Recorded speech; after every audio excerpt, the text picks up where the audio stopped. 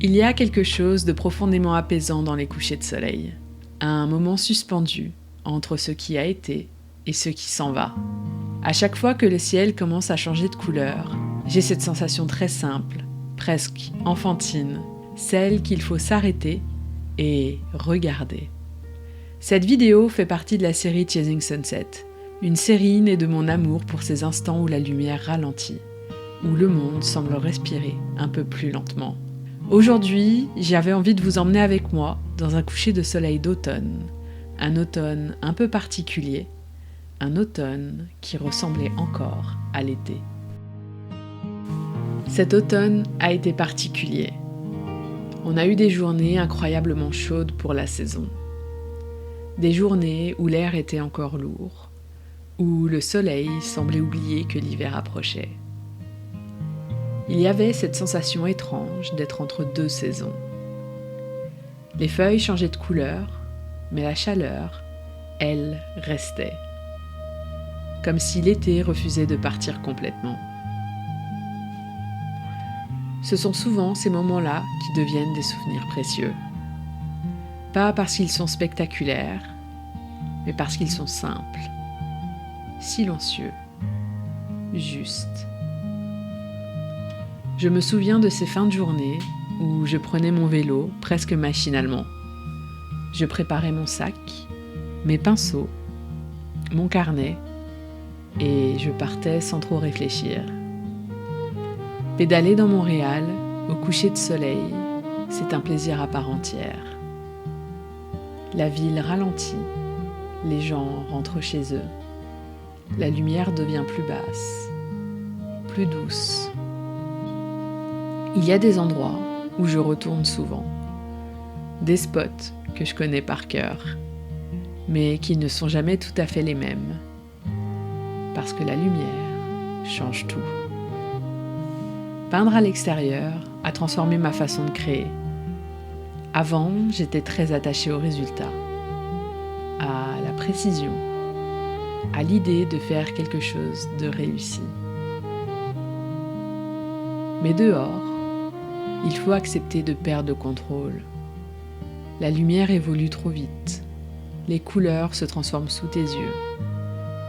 Tu es obligé de regarder vraiment, de comparer, de sentir les contrastes, d'accepter que ce que tu peins ne sera jamais exactement ce que tu vois. Et c'est précisément là que quelque chose se débloque, parce que tu ne cherches plus à reproduire, tu cherches simplement à ressentir. Le fait de faire du vélo avant de peindre, pour moi, ça joue un énorme rôle. Le corps est déjà engagé, le souffle est plus ample, l'esprit moins encombré. Associer une activité physique à une activité artistique crée une forme d'équilibre. Le mouvement prépare à l'observation et l'observation nourrit le geste. Dans ce premier lieu, je me suis installée calmement. J'ai regardé le ciel pendant un long moment, sans sortir mes pinceaux, juste pour m'imprégner. Le soleil était encore visible, mais déjà plus chaud. Les jaunes glissaient vers l'orange, les ombres s'allongeaient doucement. Sur la première peinture, je voulais surtout capter cette sensation de douceur, cette lumière enveloppante. Pas les détails, pas la précision.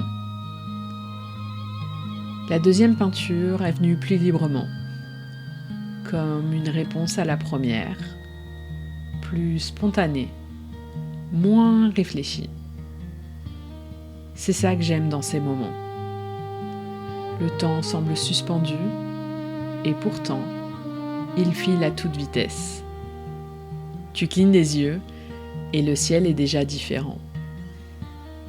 Cette partie a été filmée un autre soir, une deuxième soirée, une autre fin de journée, avec une lumière différente, mais une intention très proche.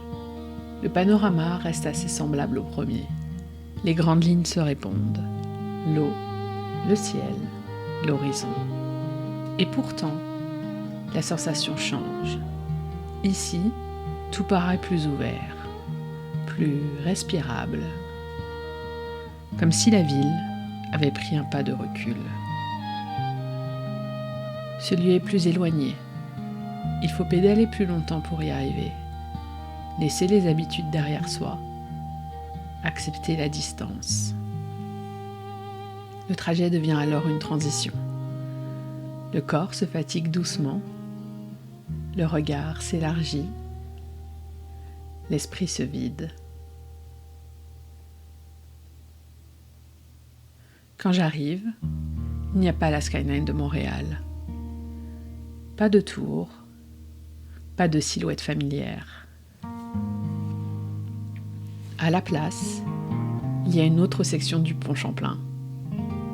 Il est là, présent, étiré dans le paysage. Une structure massive, mais presque calme à cette heure-là.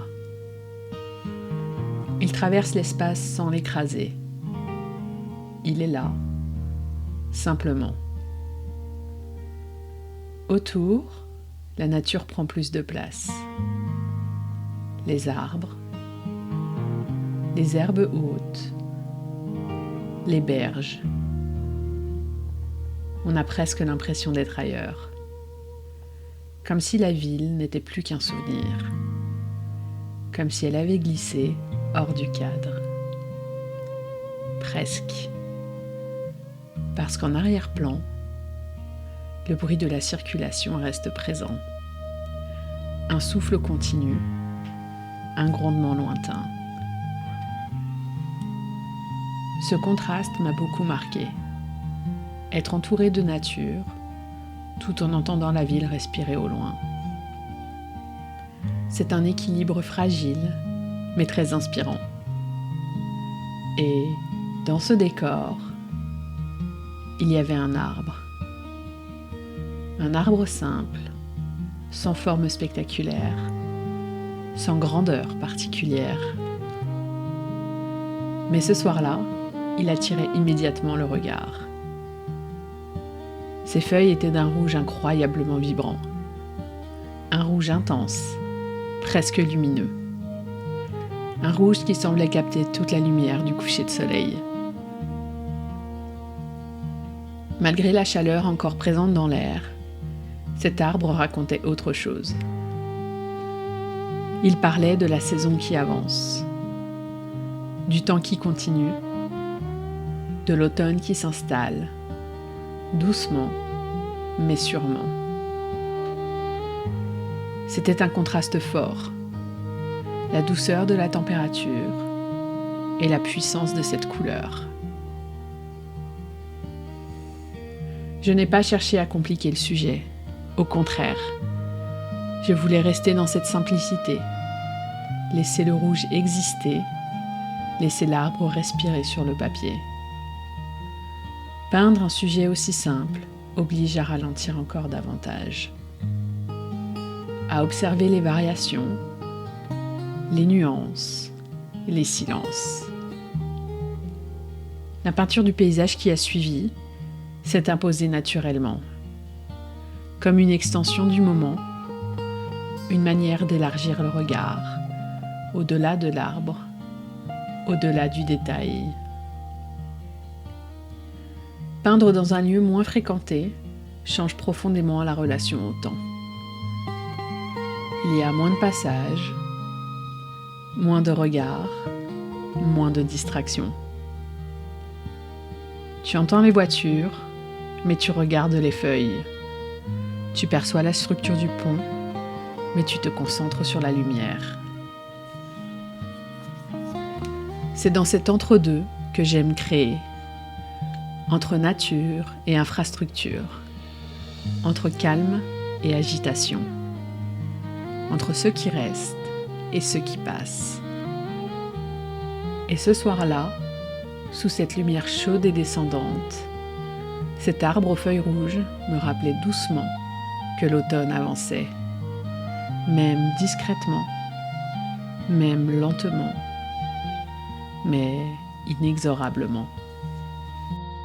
Ces deux soirées se répondent, deux moments différents, mais reliés par la même lumière. Des couchers de soleil d'automne, pris entre la douceur persistante de l'été et l'arrivée inévitable de la saison suivante. Ce que j'aime dans ces instants, c'est qu'ils ne cherchent pas à durer. Ils existent pleinement, puis disparaissent. La lumière glisse, les couleurs s'éteignent lentement, et le paysage redevient autre chose. Ces soirées-là m'ont rappelé que la beauté se cache souvent dans les transitions, dans ce qui change, dans ce qui s'efface doucement. Merci d'avoir partagé ces couchers de soleil avec moi. On se retrouve bientôt pour continuer à chasser la lumière.